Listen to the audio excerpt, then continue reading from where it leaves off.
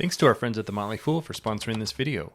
Visit fool.com/ASYM for the top 10 stocks to buy right now. I think one of the big takeaways from Apple's announcement of a new iPhone and a new Apple Watch was that Apple's really taking a more holistic approach to the AR and VR space than a company like Meta. Now, this wasn't an announcement related to AR, VR, but it is tied to those products and the future development.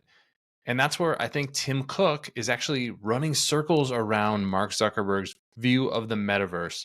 That's what I'm going to get into today. My name is Travis Hoyam. Thanks for watching Asymmetric Investing. Please subscribe here on YouTube for all my content. And I want to start by going back to 2019 when Meta spent about $1 billion to acquire Control Labs. Control Labs was a company that was working on an interface to basically sense what your mind was thinking and the signals that were being sent to your hands. So they had a device that you could put around your wrist, and it would sense whether you wanted to open your fist, close your fist, use your pointer finger. They even tested this with hands held closed, and the system could sense whether you were trying to open your hand or point your finger. So the idea here for Meta, even at that time, was to use this technology as a tool to advance their VR or AR products and the metaverse. Remember that Meta has spent tens of billions of dollars building its VR systems, particularly with the Quest after acquiring Oculus about a decade ago now. So why does this come up this week? Well, Apple introduced a new Apple Watch that has a touch feature, and the sensors within the watch will sense whether you're clicking your fingers together. Now, this is a step towards what Meta acquired with Control Labs, but it shows the very different strategies that these two companies have in building their vision of an augmented or virtual future. Apple has actually been working on augmented reality through the iPhone and iPads for many, many years now. ARKit has been available for years. They've been including LiDAR. That then ultimately makes its way into a product like Vision Pro.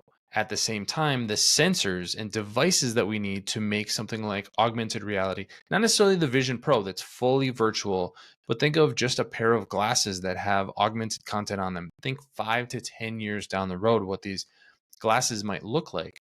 Well, if you have a pair of AirPods in your ears and you're wearing an Apple Watch, a simple looking pair of glasses could now have an audio device attached and be able to have control functions with a device that's already on your wrist. Not only are those technologies being built into existing products, but Apple's making money on those existing products. So the strategy really is that Meta is burning billions and billions of dollars, hoping that they can create some sort of market in the future and eventually have products that they can sell to customers that they will buy and then use in a digital world. Apple is building all of this technology with products that it already knows, that already have adoption, that have hundreds of millions of users. Some of these things may seem like small improvements for Apple, but at the end of the day, they're building a technology ecosystem.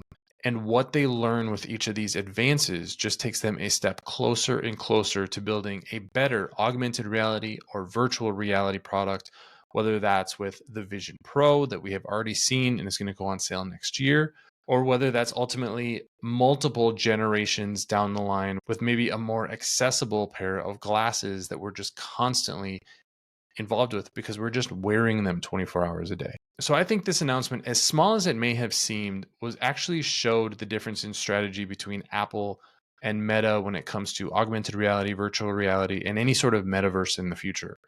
Apple is building these products incrementally. Meta is trying to make big swings in making a new metaverse or virtual reality world that it doesn't actually know that it can make any money off of. So that's why my money would be on Apple in this space in particular. But what do you think? Leave your comments in the comment section below, and don't forget to subscribe to Asymmetric Investing. Thanks for watching, everybody. See you here next time.